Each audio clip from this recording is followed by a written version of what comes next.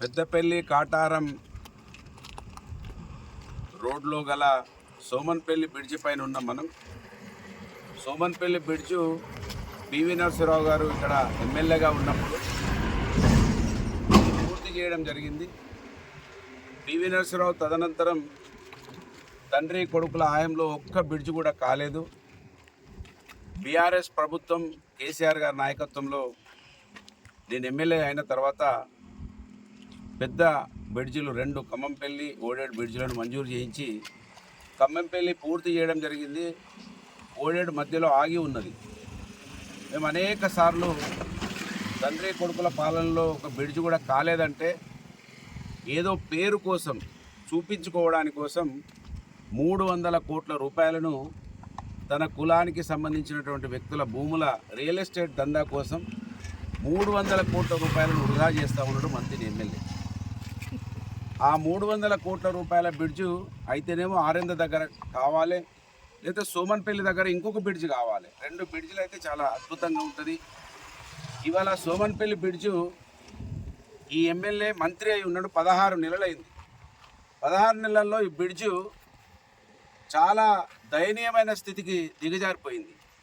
కనీసం దీన్ని రిపేర్ చేయించలేడు మంత్రి ఎమ్మెల్యే.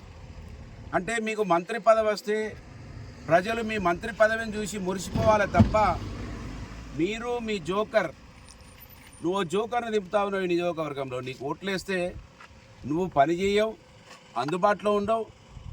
నీ తమ్ముడిని ఒక జోకర్ని ఇక్కడ దింపుతా ఉన్నావు. ఆయన రోడ్డు మీద అనేక రోజుల నుంచి పోతా ఉన్నాడు, కానీ కళ్ళు మీకు కనబడతలేవా?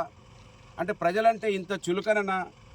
ప్రజల అవసరాలు తీర్చకుండా ఇంత పెద్ద స్థాయిలో ఉండి నీ నియోజకవర్గంలో ముఖ్యమంత్రి నువ్వు కలిసేమో దీన్ని మేము ఇది సింగపూర్ కన్నా గొప్పగా తీర్చిదిద్దుతాం, ఈ రాష్ట్రాన్ని జర్మనీ కన్నా గొప్పగా తీర్చిదిద్దుతామని మీరు ప్రగల్భాలు పలుకుతూ ఉన్నారు.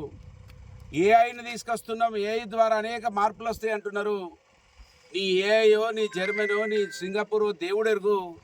ఈ బ్రిడ్జ్ను రిపేర్ చేయనటువంటి దద్దమ్మ ఎమ్మెల్యేగా ఉండడం ఈ నియోజకవర్గ ప్రజలు చేసుకున్న పాపమే అని నేను భావిస్తూ ఉన్నాను.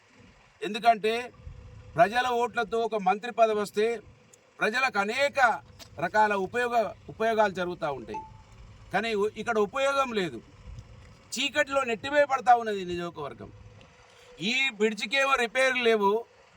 ఓడేడు దగ్గర పోయి దొంగ మాటలు మాట్లాడినావు. నువ్వు మంత్రి అయిన తర్వాత కూడా అన్నావు ఈ బ్రిడ్జిలో నాణ్యత లోపాలు ఏమైనా ఉన్నాయా, ఈ బ్రిడ్జిలో ఏమున్నాయో తొందరనే వాళ్ళ మీద చర్యలు తీసుకుంటా ఈ బ్రిడ్జిని పూర్తి చేస్తాను. 16 నెలలైంది ఓడేడు బ్రిడ్జిలో ఇప్పటి వరకు తట్టెడు మట్టి తీయలేదు. ఆ బ్రిడ్జి పనులు ప్రారంభించవు, ఈ రిపేర్స్ చేయవు. అక్కడనేమో 300 కోట్ల రూపాయలు పెడతావు, అవసరం లేకుండా పెడతావు. అంటే ఈ నియోజకవర్గం మీద నీకు కనీస అవగాహన లేదనటానికి సోమన్పల్లి బ్రిడ్జి సాక్ష్యంగా నిలబడ్డది. ఈ నియోజకవర్గంలో ప్రజలకు ఎక్కడ ఏ అవసరాలు ఉంటాయి, ఏ విధంగా వీళ్ళని అభివృద్ధి చేయొచ్చు అనేది నీకు కనీసం అవగాహన లేదనటానికి మానేరు, గోదావరి, అడవి, ఆలయాలు, భూములు ఉన్నటువంటి ఈ నియోజకవర్గంలో ఇప్పటి వరకు ఒక ప్రణాళిక చెప్పలేదు నువ్వు.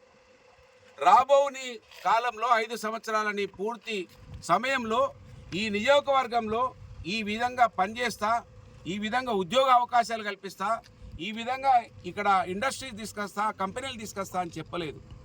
చెప్పకుండా నిజంగా ఇంకా మరి నీ జోకర్ని ఇక్కడ దింపుతూ నీ జోకరు నోట్ల సంచులు పట్టుకొని వచ్చి ప్రజలను అవమానంగా మాట్లాడడము, ప్రజలను హింసించడము ఇవాళ జరుగుతూ ఉన్న తప్ప మంచి జరగలేదు.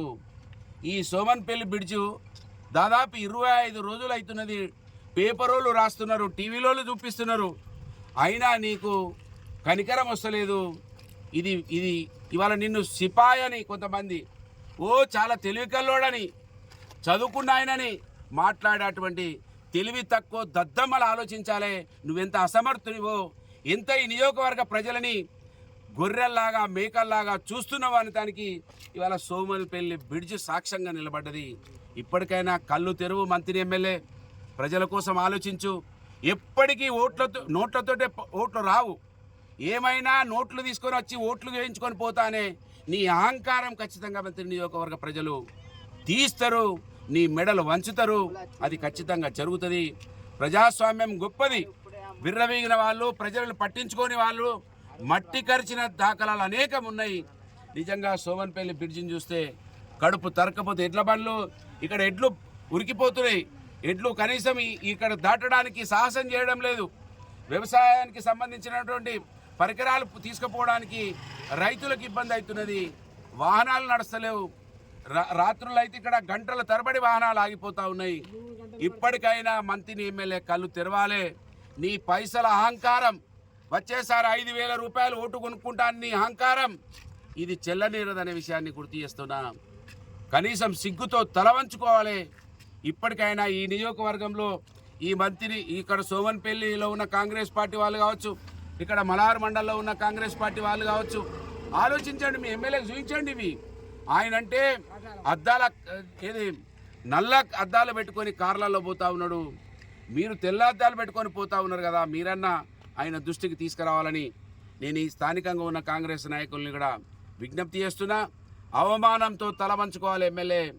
పైసలు ఎప్పుడు గెలువై గుర్తుపెట్టుకోవాలని హెచ్చరిస్తూ తక్షణమే సోమన్పల్లి బ్రిడ్జి ఇన్ని రోజులు ఆలస్యం చేసినందుకు ప్రజలకు క్షమాపణ చెప్పి ఇది తొందరనే రిపేర్ చేయాలని డిమాండ్ చేస్తూ ఉన్నాను. ఇప్పటికైనా కళ్ళు తెరవాలని కోరుకుంటా ఉన్నాను.